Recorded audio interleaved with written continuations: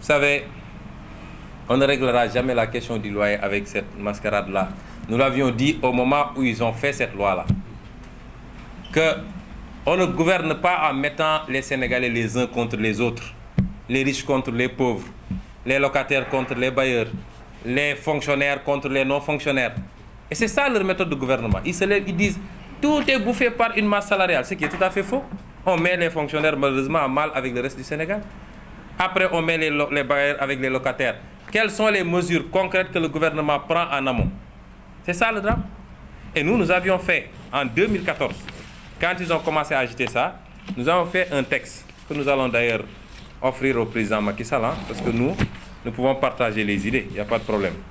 Nous avons fait un texte pour faire des propositions alternatives pour la baisse du loyer. Et nous leur avons dit, en plus du dispositif actuel qui ne repose que sur la surface corrigée, qui est une méthode difficile à appliquer, d'abord pour des raisons administratives.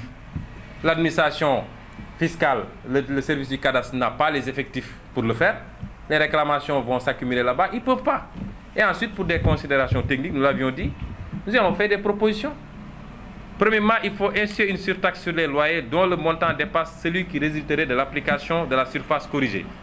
Et en surtaxant la part du loyer que l'on peut qualifier de spéculative, on incite les propriétaires à fixer des loyers raisonnables.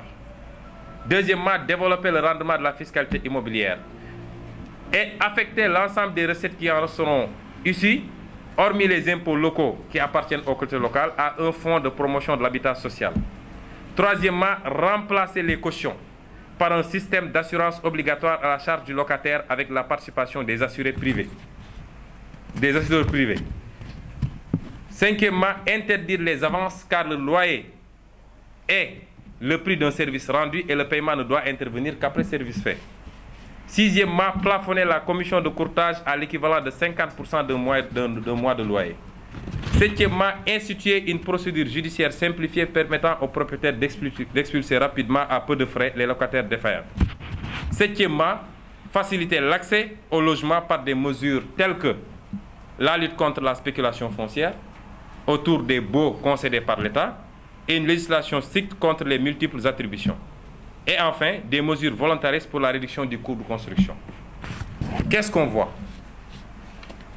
La loi de finances 2016, qui est actuellement en examen dans les commissions et qui sera déposée à l'Assemblée nationale pour les plénières probablement dans une semaine ou 10 jours et qui sera votée comme lettre à la poste. Cette loi de finances-là a créé une taxe de 3% sur le salaire, sur le ciment. 3% sur le ciment. Ça fait 3 000 francs à la tonne. On surtaxe encore les matériaux de construction. Comment voulez-vous que parce que c'est le Sénégalais lambda qui va trinquer, ce n'est pas eux qui bouffent l'argent de l'État. C'est le Sénégalais lambda qui va avoir du mal à construire. Et pendant ce temps, on parle de surface corrigée pour le contrôle du loyer. Parce qu'ils n'osent pas taxer les multinationales qui viennent piller nos ressources pétrolières et minières. Ils n'osent pas taxer les grandes entreprises. Ils n'osent pas faire le travail qu'il faut là où il y a les niches. Mais à chaque fois, on crée des taxes sur le dos du peuple.